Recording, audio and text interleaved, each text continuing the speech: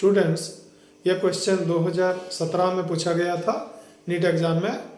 The x and y coordinates of the particle at any time are x is equal to 5t minus 2t square and y is equal to 10t respectively, where x and y are in meters and t in seconds. The acceleration of the particle at t is equal to 2 second पूछा गया है student. आप देखिए x और y coordinate दिया गया है particle का। इसका मतलब क्या है स्टूडेंट? इसका मतलब कि ये जो मोशन है पार्टिकल का वो मोशन इन ए प्लेन है। ठीक है स्टूडेंट, अगर x, y और z दिया होता तो ये स्पेस में होता, 3D में होता, और अगर सिर्फ x में दिया होता या सिर्फ y में दिया होता in only one direction, then motion in a straight line होता है, जो कि चैप्टर 2 हम ऑलरेडी कवर कर चुके हैं। ठीक है स्टूडेंट, तो इसी क्वेश्चन से पता चल रहा है कि ये क्वेश्चन है मोशन इन ए प्लेन्स।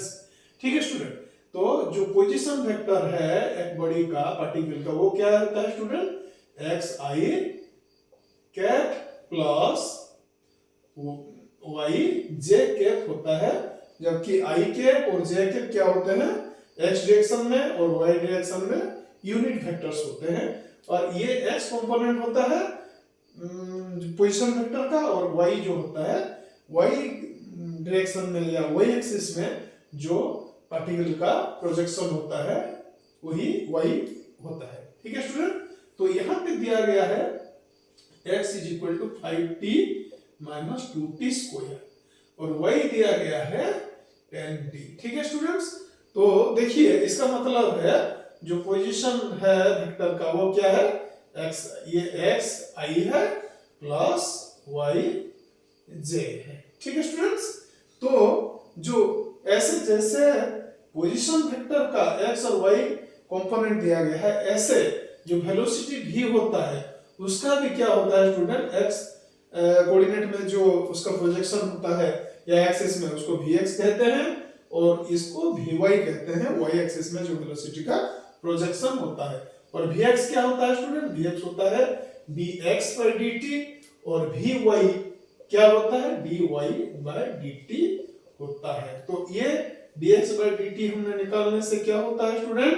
ये बन जाता है 5 माइनस 2 into 2t मतलब 4t। ठीक है, और हम निकालेंगे vy, तो vy y तो 10t दिया गया है स्टूडेंट, इसका मतलब है dy/dt कितना है? dy/dt बन जाएगा सिर्फ 10। ओके स्टूडेंट, ये हो जाएगा vx और ये बन जाएगा vy। ठीक है, तो सिमिलरली जो एक्सीलरेशन होगा स्टूडेंट ये उसका जो प्रोजेक्शन होगा एक्स एक्सिस में, ठीक है, ये एक्स एक्सिस है, सपोज ये ओ एक्स है, ये y है, ये x एक्सिस है, ये y एक्सिस है।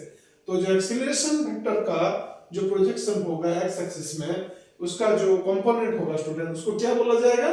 वो x बोला जाएगा, और y एक्सिस में जो उसका कंपोनेंट होगा उसको ay बोला जाएगा, और x कितना रहेगा?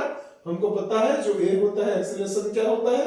वो dv/dt होता है, the time derivative of velocity होता है, the time rate of change of velocity होता है।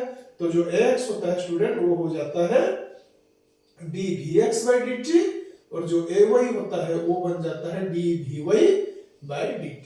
तो vx हमको क्या मिला था? 5 माइनस 4t। इसको अगर हम करते हैं dvx/dt तो क्या होगा student? dy/dt of 5 minus 4t, 5 minus 4t, ये कितना होगा स्टूडेंट? dy/dt ऑफ 5 तो 0 होगा, ये कांस्टेंट है, और माइनस 4t का कितना होगा? सिर्फ माइनस 4 होगा, और जो vy है वो 0 है स्टूडेंट, तो ay जो है dvy/dt वो कितना होगा? dy/dt है, vy है 10, तो ay बन जाएगा स्टूडेंट d/dt ऑफ 10। ये तो एक कांस्टेंट है, तो ये ay या y कंपोनेंट ऑफ एक्सीलरेशन है 0। ठीक है स्टूडेंट, तो एक्सीलरेशन बड़ी का कितना होगा स्टूडेंट? एक्सीलरेशन क्या होगा? एक्सीलरेशन होगा axi प्लस ayj। ठीक है, तो ये x कितना है? -4 है, -4i प्लस ay कितना है? ये तो 0 है, 0j मतलब -4i ही है क्योंकि ये 0 बन गया स्टूडेंट। ठीक है, तो जो एक्सीलरेशन है वो कितना है, -4 यूनिट से एक्स डायरेक्शन में।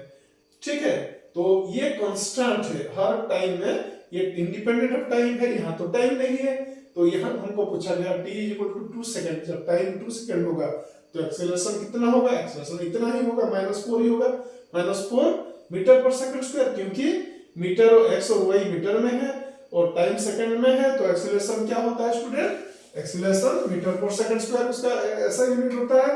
तो स्टूडेंट ये -4 मीटर पर सेकंड स्क्वायर जो ऑप्शन बी है यही सही है, यही करेक्ट आंसर होगा। So option B is correct students.